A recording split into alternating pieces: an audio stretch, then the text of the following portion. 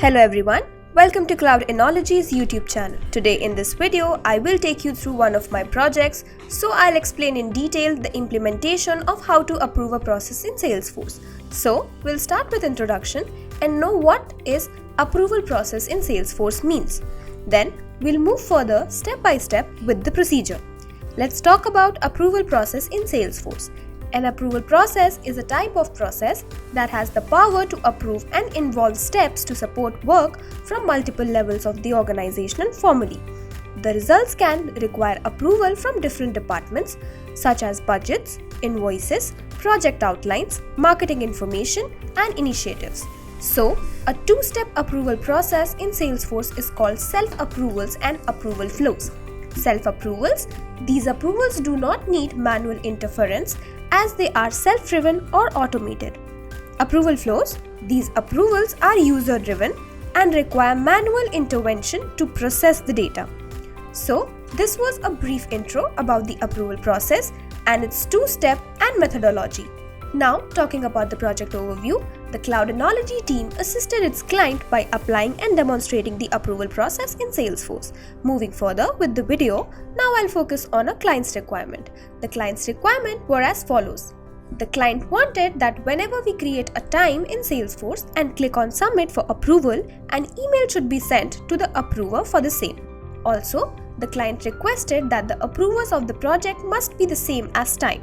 For example, if the approval of the project is say X, Y and Z, then the approver for the time should be also X, Y and Z.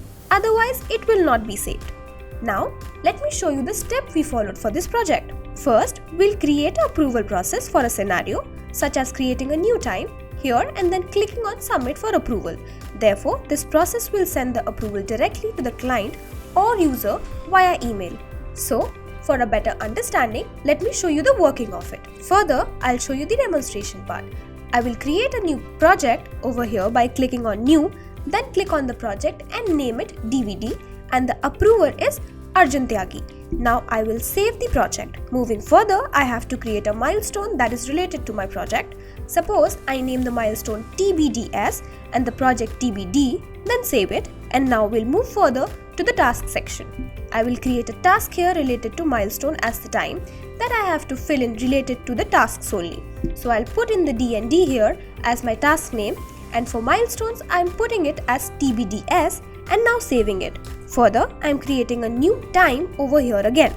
First of all, I'll click on the task box here and put TBDSA under it, and for the related project we will write it as TBD. So, in the previous slide, I selected Arjun Tyagi as the approver, but now I will choose Joshi Dipesh here as an approver. Now I save it.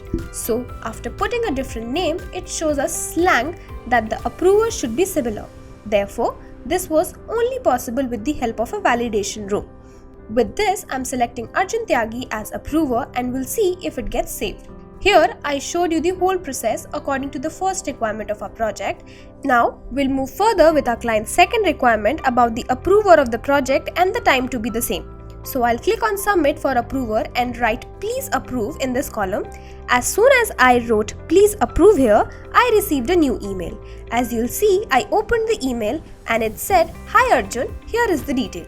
So, this is the time name, task and record link which is created. In addition, all the details will be mentioned there in your mail. So this is how the whole process works. Now I have approved it by the name of Arjun Tyagi. So I will go to the user and log in as Arjun Tyagi. Further, I'll click on the record link which was sent to me via email, and for this I have created an email template. Now I just redirected it to time and will click on related here. With this, I got two options that are approved reject and recall reassign. Now I will approve it, and in the comment section I'll write approved. After I wrote approved in the comment, you will notice that the step and status have been changed from pending to approved.